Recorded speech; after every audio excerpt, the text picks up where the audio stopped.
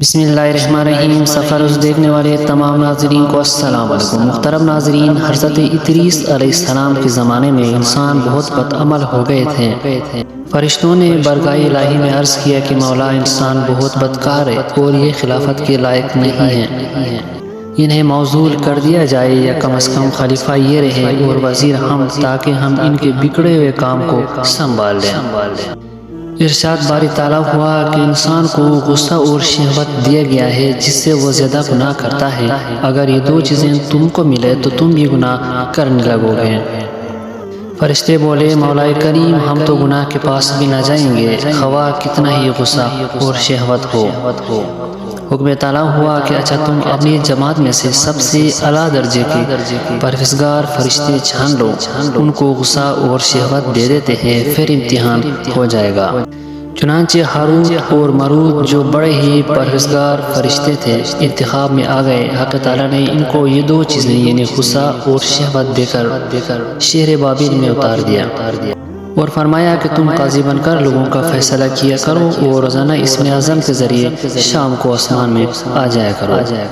یہ دونوں 1 مہینے تک ایسے آتے جاتے رہے۔ اتنے عرصے میں ان کے عدل و انصاف کا چرچا ہو گیا، بہت بڑے بڑے مقدمے ان کے پاس آنے لگے۔ ایک روز ایک نہایت حسین و جمیل عورت جس کا نام زہرہ تھا، یہ ملک فارس کی رہنے والی تھی، اس نے اپنے خاوند کے خلاف مقدمہ درج کرایا۔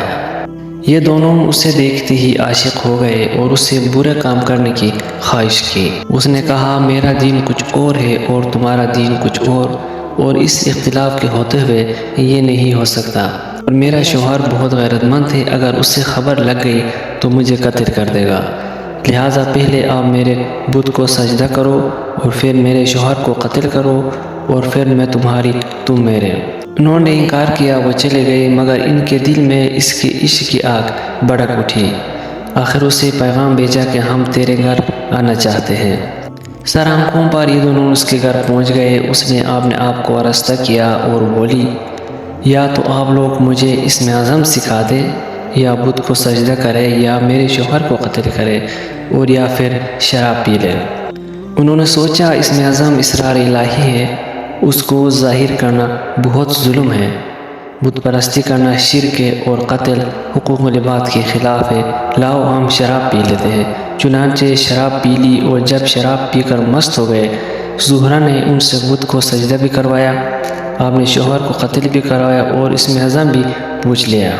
زہرہ تو اسم اعظم پڑھ کر صورت بدل کر آسمان پہنچ گئی۔ حق تعالیٰ نے اس کی روح کو زہرہ ستارہ سے متصل کیا اور اس کی شکل زہرہ ستارہ کی طرح ہو گئی۔ جب ان کا نشہ اترا تو یہ اسم اعظم بھول چکے تھے اور اپنے کیے ہوئے پر نادم اور شرمندہ تھے۔ حق تعالیٰ نے فرشتوں سے فرمایا، انسان میری تجلیس سے دور رہتا ہے۔ یہ دونوں شام کو بارگاہ میں حاضر ہوتے تھے، پھر بھی شہوت سے معلوم ہو کر سب کچھ کر بیٹھے۔ اگر انسان سے گناہ سرزد ہو بھی جائے تو کیا تعجب ہے۔ تمام فرشتے اپنی خطا کا اقرار کیا اور زمین والوں پر بجائے لعن طعن کرنے کے ان کے لیے مغفرت کی دعا کرنے لگے۔ پھر یہ دونوں حضرت ادریس علیہ السلام کی بارگاہ میں حاضر ہوئے اور شفاعت کے طالب ہوئے۔ آپ نے ان کی حق میں دعائے مغفرت کی۔ بہت روز کے بعد حکم الہی آیا کہ ان کو اختیار دیجیے، یا تو یہ دنیاوی عذاب قبول کر لے یا آخرت کا۔ حضرت ادریس علیہ السلام نے انہیں حکم الہی سنایا۔ انہوں نے عرض کی، یا نبی اللہ، دنیا کا عذاب فانی ہے اور آخرت کا عذاب ہمیشہ کے لیے ہے، کو دنیاوی عذاب منظور ہے۔ چنانچہ حق تعالیٰ نے فرشتوں کو حکم دیا کہ ان دونوں کو لوہے کی زنجیروں میں جکڑ کر بابل کے کنویں میں الٹا لٹکا دے۔ اس کنویں میں آگ بھڑک رہی تھی اور یہ لٹکے ہوئے ہیں۔ فرشتے باری باری ہر وقت ان کو کوڑے مارتے ہیں، سخت پیاس سے ان کی زبانیں باہر لٹکی ہوئی ہے۔ یہ عذاب قیامت تک ایسے ہی شدید رہنے والا ہے۔